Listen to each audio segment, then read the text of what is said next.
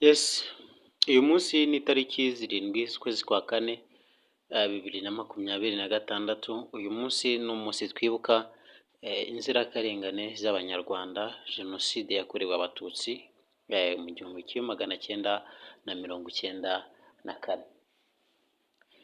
Uyu munsi ni umunsi w'amarira mu gihugu cy'u Rwanda, ni umunsi w'amarira mu Banyarwanda, n'umunsi w'amarira ku barokotse Jenoside, n'umunsi w'amarira ku nshuti z'u Rwanda, ndetse n'umunsi w'amarira mu bantu bose baha agaciro bagenzi babo cyangwa se ikiremwamuntu. Uyu munsi ni umunsi twibuka ku nshuro ya 32.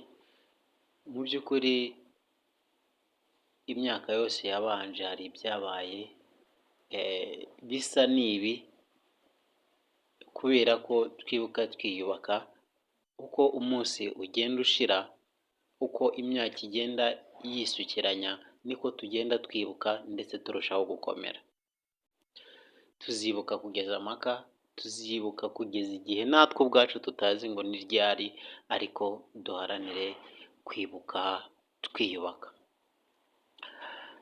J-Sport Football ni ikinyamupira, ariko ntabwo ngarutse hano kubera ngo mvuge umupira, ahubwo ngarutse hano kugira ngo nifatanye na buri umwe wese wubaha cyangwa se uha agaciro ikiremwamuntu, by'umwihariko wifuza gusubiza agaciro abakambuwe mu 1994. Twavutse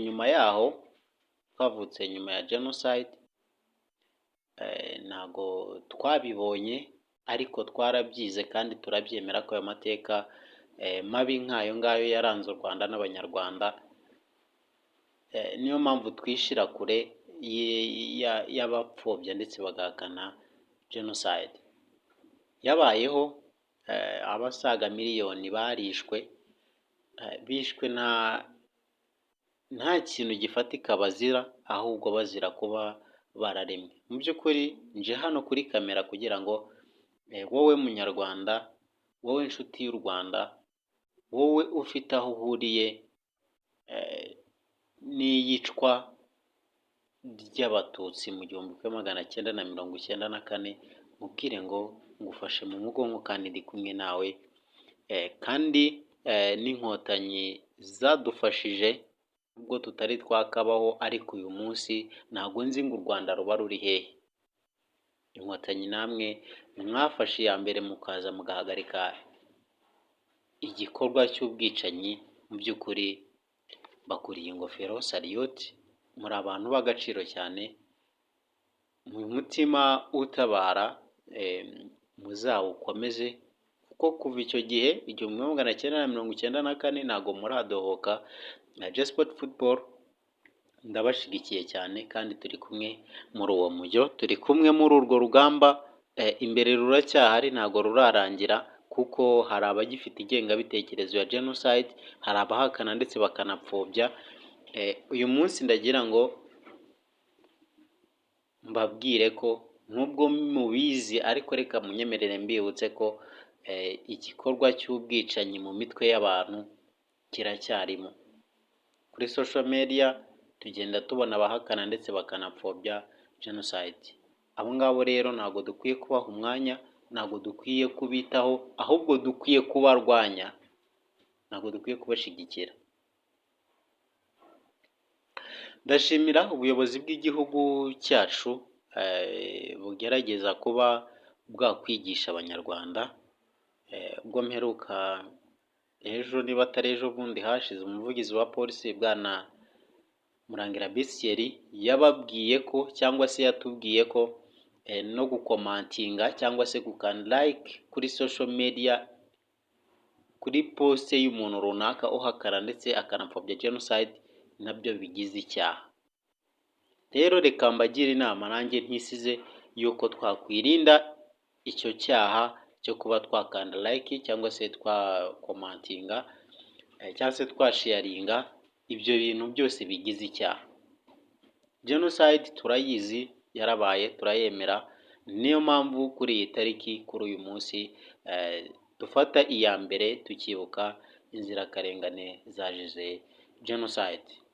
By'umwihariko reka mfate umunota umwe nunamire inzirakarengane zazize uko. Uyu munsi turibuka amateka yacu, turibuka abacu batakiri kumwe natwe ariko batibagiranywe mu mitima yacu. Kwibuka si ugutekereza ku byabaye gusa, ni no guha agaciro ubuzima, ubumwe n'ejo hazaza twifuza kubaka. Nubwo ibihe byari bikomeye, uyu munsi duhagaze dufite imbaraga zo gukomeza kubaka igihugu cyacu twese hamwe. Ntituzibagirwa, tuzahora twibuka, twiyubaka kandi turinda amateka yacu. Kwibuka ni inshingano, ni isezerano. Twibuke twiyubaka. Today we are remembering our history. We remember those we lost, but we will forever in our heart. Remembrance is not about looking back, it's about valuing life, unit, and the future we choose to believe.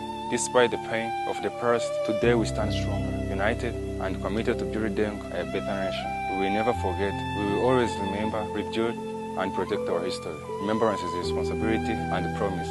Remember and renew. Twese nk'urubyiruko hamwe Twibuke, twiyubaka. Ndibuka abacu bazize Jenoside yakorewe Abatutsi muri Mata 1994. Mparanira gutanga umusanzu wanjye mu gusigasira ibyagezweho mu rugendo rwo kubaka igihugu cyacu. Nshimira ubuyobozi bwiza dukesha leta y'ubumwe yatumye natwe abari bitambambuga ubu duhekeye mu gihugu cy'amahoro. Nk'umwanditsi wa sinema nzarushaho kwandika inkuru zubaka u Rwanda n'Abanyarwanda. Abacu ntibazibagirane, Jenoside ntizo. Mwese mwarokotse, mu by'ukuri ndi kumwe namwe kandi ntago umutima wanjye uzigera